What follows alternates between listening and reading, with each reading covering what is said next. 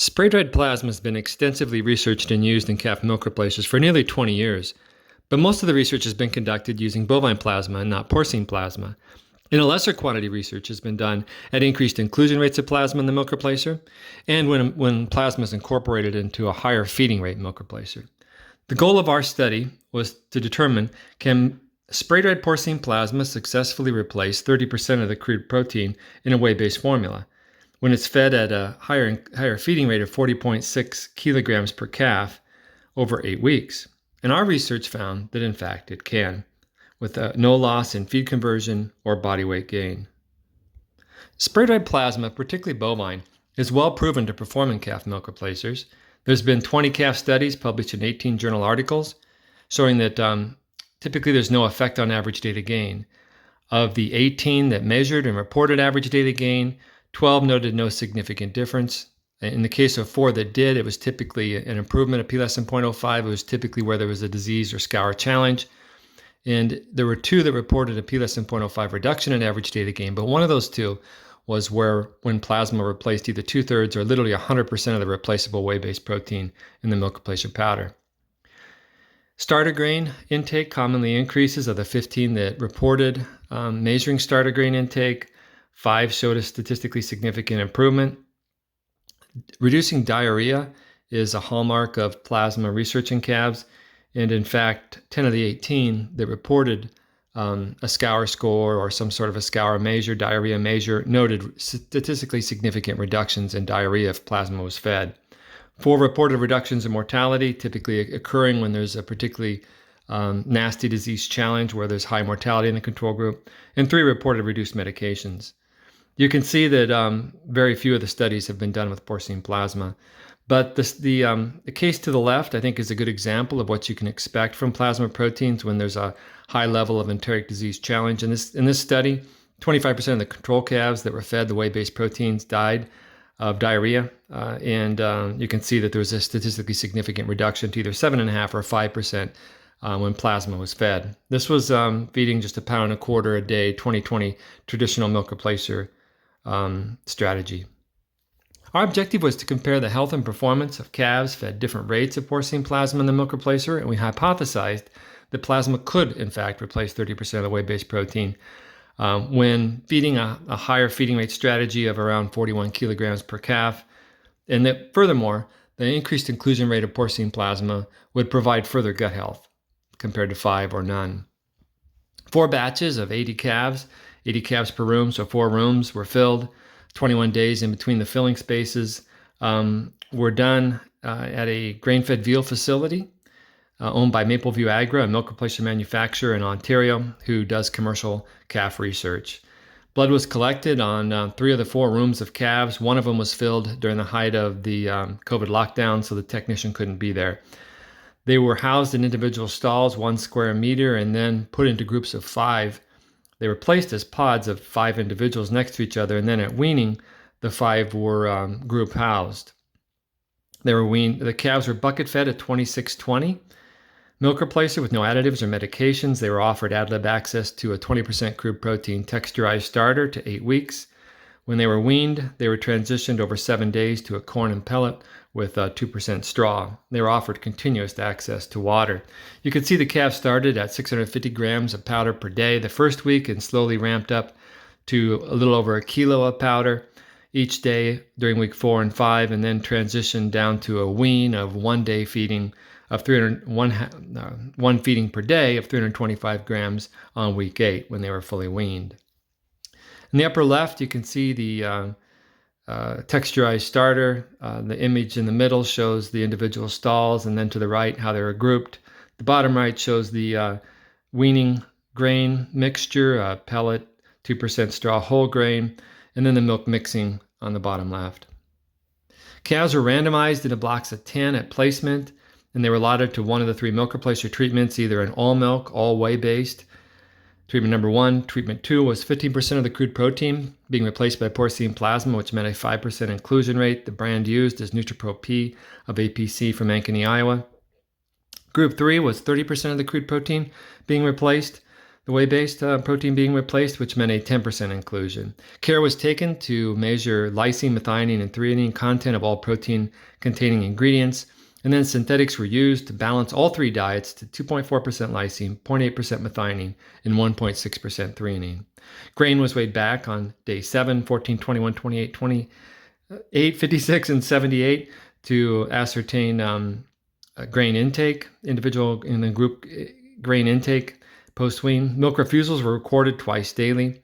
Calves were scored for fecal consistency the first 4 weeks. 0 was normal, 1 was soft, with stools that piled but spread slightly. A scour score of 2 was runny but spreads easily, and a scour score of 3 was watery with a liquid consistency that spatters. If they had a fecal score of 2 or 3, they were given True Vitalite electrolyte, an Ontario brand. They were fed or they were administered antimicrobials and anti-inflammatory meds and IV fluids as needed with a protocol of use. A sulfa drug and oral meloxicam were given at the onset of a fecal score of 3, and if it continued for 5 consecutive scoring periods, they were given Baytril. This shows what porcine plasma looks like, and you can see a spec sheet to the right. Calves with respiratory disease, they were diagnosed with the scoring system daily by UC Davis, and if that scoring system noted a 5 or more, or a 5, they were treated with Nuflor with the anti-inflammatory. If it persisted, they were transitioned to XNL, and then if that went on for 4 days, they were given a Canadian access drug called A180 with meloxicam for the third treatment. The statistical analysis was conducted by Dr. Dave Renaud of the University of Guelph Veterinary College, and he used Stata 14. The raw data came to him from the farm in Excel. He used the linear regression models and Cox proportional hazard models for data analysis. And if you care to do more of a deep dive on his great statistical analysis, there's bullet points below. The 320 calves that were placed in those 4 rooms, remember we had to have pods of 5. So they were 110 for the control, 105 respectively for both the 5% porcine plasma and 10% porcine plasma groups. They were a mix of calves from local dairies, from the auction facilities in the region, and from a drover, and there was no difference between the 3 treatment groups and how those calves were placed between them. Serum total protein was fairly high, I thought, for predominantly sale barn source calves and Holstein bull calves at 5.73 grams per deciliter. There was no difference between the 3 groups in their incidence of failure of passive transfer, which varied from 16 to 21%, or in serum total protein. The observers, the calf care personnel, and Dr. Dave Renaud, as he analyzed the data, were blinded by the treatment groups. Regarding diarrhea, the number of days with a fecal score greater than or equal to 2 was 1.6 to 2.2, and there was no difference between the groups. Severe scours incidence was about a half a day on average across the groups, which I thought was relatively low for a sale barn group of predominantly sale barn sourced or commingled stressed Holstein bull calves. About a third of the calves were treated for diarrhea, and there was no difference between the treatment groups. The relapse rate of diarrhea also ranged from 6 to 10%, and there was no difference between the groups. In regards to respiratory disease, there was an extremely high incidence of respiratory disease. Roughly 2/3 of the calves broke with respiratory disease, and there was no difference between the groups. And there was also a lot of repetition in treatment. You can see around 60% of the calves had a repeat treatment, and again, no difference between the groups. Just 10 calves, or 3%, required IV fluids, indicative of a relatively low enteric disease challenge with no reported differences, and very low mortality, just 11 calves. There was no difference across the groups, and you can see there were only 4 that died of diarrhea in the entire 320 calf set, again indicative of a relatively low enteric disease challenge. There was also very nominal milk replacer refusals in the group with no difference. If you want to look at the respiratory disease in more detail, I think it's interesting to note that calves that arrived that were lighter had a higher incidence of respiratory disease. The heaviest calves had the least incidence, and maybe not surprisingly, the calves from an auction barn had a higher incidence of respiratory disease than did calves sourced from local dairy farms. In regards to body weight, you can see across all the measures, 7, 14, 21, 28, 35, 42, 49, 56 days, there was no difference. They grew rather like peas in a pod. There was a difference at day 78, the post-wean weight period, where the calves that were fed 5% porcine plasma had a lesser body weight than the control calves. And if you care to stop this presentation and look at the individual raw data, you're welcome to here. Regarding feed conversion, there was no difference between the groups, either pre-wean or post-wean or across the 78-day growth period. So our conclusion, can spray-dried porcine plasma successfully replace 30% of the protein in a high-performance calf milk replacer strategy? We would say a resounding yes, it can, with no difference in health or growth. Will increased inclusion rates result in less enteric challenge? And although data and other studies shows that it can and does, in this case, it did not, but we also did not see a high incidence of severe enteric disease challenge. I think it's also important to note that in a high respiratory disease challenge, we seem to see no effect from plasma proteins.